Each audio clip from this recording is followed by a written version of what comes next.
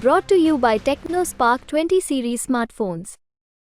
પરસોત્તમ રૂપાલાએ ક્ષત્રિય સમાજને લઈ અને એક વિવાદિત ટિપ્પણી કરી હતી, જે બાદ ક્ષત્રિય સમાજમાં પરસોત્તમ રૂપાલાની ટિકિટ પરત ખેંચવામાં આવે તેને લઈ અને વિવાદ ઉઠ્યો છે.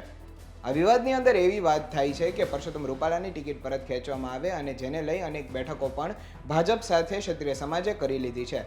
પરંતુ દર વખતે એક જ વાત આવીને ઊભી રહે છે કે અમે કોઈ પણ પ્રકારની હવે માફી નહીં આપીએ અને પરસોત્તમ રૂપાલાની ટિકિટ છે તે પરત ખેંચવામાં આવવી જોઈએ.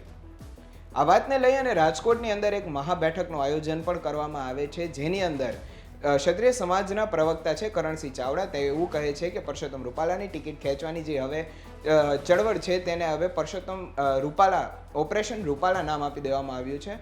આ ઓપરેશન રૂપાલા અંતર્ગત ગઈકાલે રાજકોટની અંદર ક્ષત્રિયાણીઓએ કેસરી સાડી અને જેટલા પુરુષો હતા તેમણે કેસરી સાફા પહેરી અને રાજકોટમાં મહારેલીનું પણ આયોજન કર્યું હતું.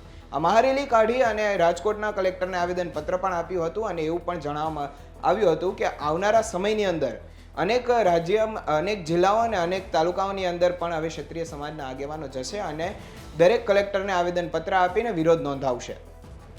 અનેક જગ્યાએ તોડફોડ પણ કરવામાં આવી. ભાજપના કાર્યક્રમની અંદર ક્ષત્રિય સમાજના આગેવાનો ઘૂસી ગયા હતા અને સુરેન્દ્રનગરની અંદર પણ એક બેઠકનું આયોજન ભાજપ દ્વારા કરવામાં આવ્યું હતું, જ્યાં ક્ષત્રિય સમાજના આગેવાનો પહોંચ્યા હતા.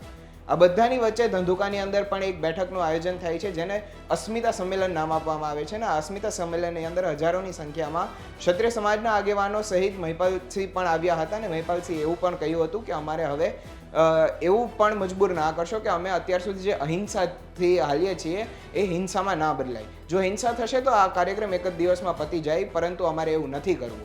રાજકોટના પરસોત્તમ રૂપાલાનો જે ટિકિટ લેવાની માંગ છે તેને ક્ષત્રિય સમાજ એકદમ જોશ સાથે આગળ વધી રહ્યું છે અને કોઈ પણ રીતના માફી નહીં મળે એવી પણ વાત અત્યારે કહેવામાં આવી હતી. ધંધુકાની અંદર એક બહુ મોટા રેલીનું આયોજન પણ કરવામાં આવ્યું હતું અને જ્યાં હજારો ક્ષત્રિય આગેવાનો પણ રહ્યા હતા. ધંધુકાની અંદર યુવરાજસિંહની પણ હાજરી જોવા મળી હતી, જેમાં અનેક ક્ષત્રિય આગેવાનો પણ હાજર રહ્યા હતા અને તેમણે પોતપોતાની રીતના પરસોત્તમ રૂપાલાનો વિરોધ પણ નોંધાવ્યો હતો અને એ વિરોધ વચ્ચે અત્યારે ધંધુકાની આ બેઠક પૂર્ણ થઈ છે અને એવું પણ કહેવામાં આવ્યું છે કે આવનારા થોડાક દિવસોની અંદર આ વસ્તુનું પરિણામ ચોક્કસથી આવશે. તો બીજી તરફ કરણી સેનાના રાજ શેખાવતે પણ એવું નિવેદન આપ્યું છે કે વિડીયો દ્વારા કે 9 તારીખે અમે ગાંધીનગરનું જે ભાજપનું મેઇન મથક કહી શકાય એવા કમલમને પણ ઘેરી લેશું અને જો કાંઈ નહીં આવે તો આનાથી પણ વધુ ઉગ્ર આંદોલનની ચીમકી પણ ઉચ્ચારવામાં આવી છે. હવે જોવાનું એ રહ્યું કે આગામી સમયની અંદર પરસોત્તમ રૂપાલાની ટિકિટ પરત ખેંચવામાં આવે છે કે નહીં. શું ભાજપ ક્ષત્રિય સમાજ દ્વારા જે આ વાતની રજૂઆત થઈ રહી છે પરસોત્તમ રૂપાલાની ટિકિટને લઈ અને તેને સ્વીકારે છે કે નહીં. જો તમે અત્યાર સુધી ગુજરાત તકને યુટ્યુબ પર સબસ્ક્રાઇબ ના કર્યું હોય તો કરી લેજો અને ફેસબુક અને ઇન્સ્ટા પર ફોલો કરવાનું ના ભૂલતા. ત્યાં સુધી મને આપશો રજા. નમસ્કાર.